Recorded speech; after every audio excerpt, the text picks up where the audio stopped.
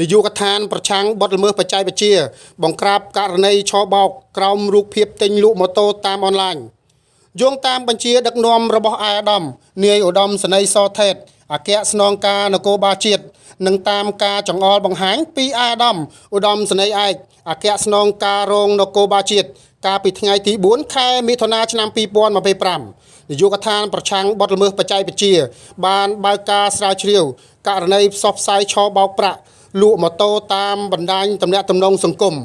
ដោយមានការសម្របសម្រួលពីព្រះញ្ញាអមសាលាដំបងរាជធានីភ្នំពេញនាយកដ្ឋានបានឃាត់ខ្លួនជនសង្ស័យមួយរូបឈ្មោះឆូណូរ៉ូភេទប្រុសតាមរយៈការស្រាវជ្រាវសមត្ថកិច្ចកំណត់បានថា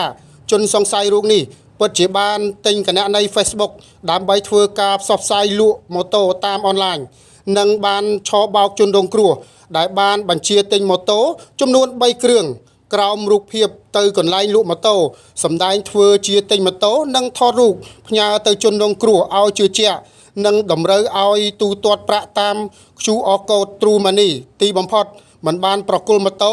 និងបានផ្ដាច់ទំនាក់ទំនងជាមួយនឹងជនរងគ្រោះតែម្ដងបច្ចុប្បន្នជនសង្ស័យខាងលើត្រូវបាននាយកដ្ឋានកសាងសំណុំរឿងបញ្ជូនទៅកាន់ឯកការអមសាលាដំបងរាជធានីភ្នំពេញដើម្បីចាត់ការតាមផ្លូវច្បាប់នាយកដ្ឋានប្រឆាំងបទល្មើសបច្ចេកវិទ្យាសូមក្រើនរំលឹកដល់សាធារណជនសូមមេត្តាប្រុងប្រយ័ត្នមុននឹងធ្វើការទិញទំនិញតាមអនឡាញផ្សេងៗសូមពិនិត្យនិងវិភាគឲ្យបានជាក់លាក់ពីប្រភពនៃការទិញលក់ជៀសវាងខាតបង់ផលប្រយោជន៍ផ្សេងៗដោយប្រការណាមួយ